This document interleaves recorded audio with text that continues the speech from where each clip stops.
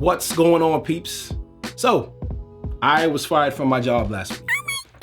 Recently, I've been struggling with going to my part-time job as a teacher. The reason I was struggling is because I feel I can find more meaningful use of my time. So I noticed in the last few weeks, every time I left for work, I started to become more and more down as the time drew near for me to leave. And by the time I got to work, I realized I did not feel motivated. And I noticed myself becoming ever more down as time went on. I don't know if you all remember from another video I was talking about some things that I was going through, saying I discuss it in another video. Well, this is it. The funny thing is that the job was a part-time job, a part-time gig as a teacher for an after-school program. And I'm only there for 3 hours. It's not like I'm there for 12 hours or something. The other teachers, they're cool. The kids as well. And well, the kids are all right. They're middle school kids. So, but they're generally engaged. So for some time, I've been feeling more and more out of place, starting to feel more like a ham sandwich at a bar mitzvah. So many times I just feel like I really should be doing something else with my time. Because it's funny, I joked about taking drugs just to get to my job in another video I made, just to get ready for work, just to get my mind ready. I think that was probably more of a Freudian slip than anything else. So last Wednesday, I was scheduled to work and I'm supposed to leave my house around 1:45 in the afternoon, the latest to be there on time.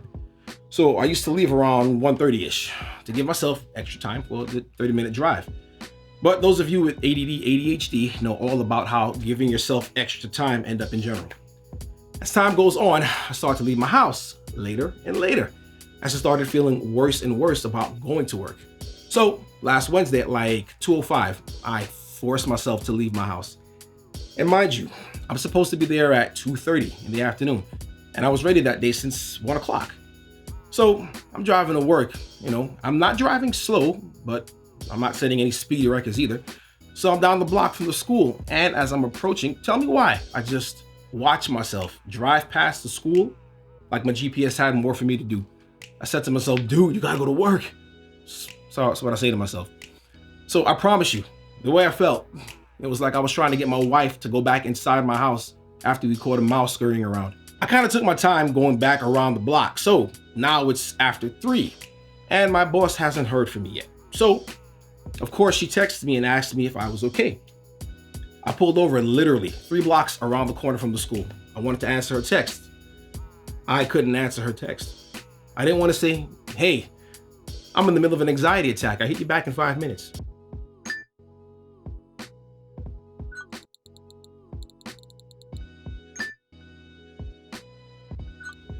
So I just sat there staring at my phone.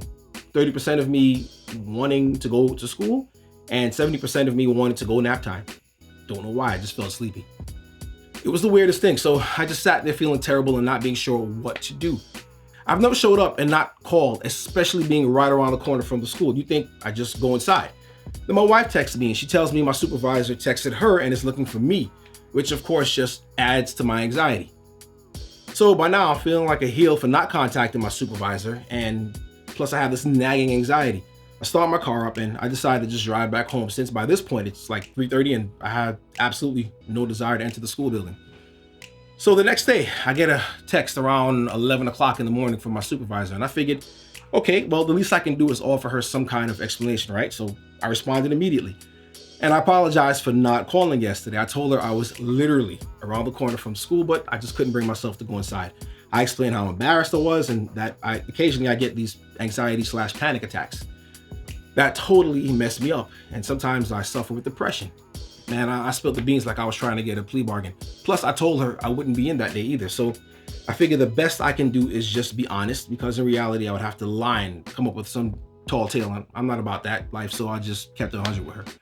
So she replied that she was glad that I was okay and that we need to talk over the winter break, of course. So I said, okay, bet, let's do that.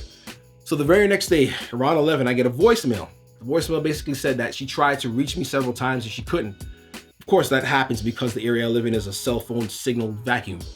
She went on to say that just to call her back when I can, and that she sent me an email to my work email. So I was thinking, all right, cool. Since I'm already in front of the computer here, I'll go ahead and I'll check it. And my email, I was expecting, just regular work stuff because it's a work email. But I opened it up and it was more like a, hey, congratulations, you've just been terminated email. Well, the email pretty much said, because of my tardiness and my attendance in the last school year, the whole year, like pre-pandemic times, I have decided to terminate your employment, blah, blah, blah. So as I sat there in front of my computer and I'm just trying to take all this stuff in, for a split second, I kind of felt bad because, I mean, come on, who wants to be canned via email? But at the same time, I felt relief just wash over me. I explained all this to a friend of mine and he said, because you mentioned anxiety and depression, it probably triggered her, so she may have felt that I was a threat or would probably have gone postal or whatever. Insert mental health stigma here. Honestly, I probably would have fired me too. I never expected to be a no-call, no-show and slide on by all slick willy like nothing happened. So here's what I learned from all of this. I learned that I don't know when I need to quit. I didn't want her to have to fire me. I don't like to hear myself say I quit something. It just sounds bad coming off my tongue. I'm too proud for that.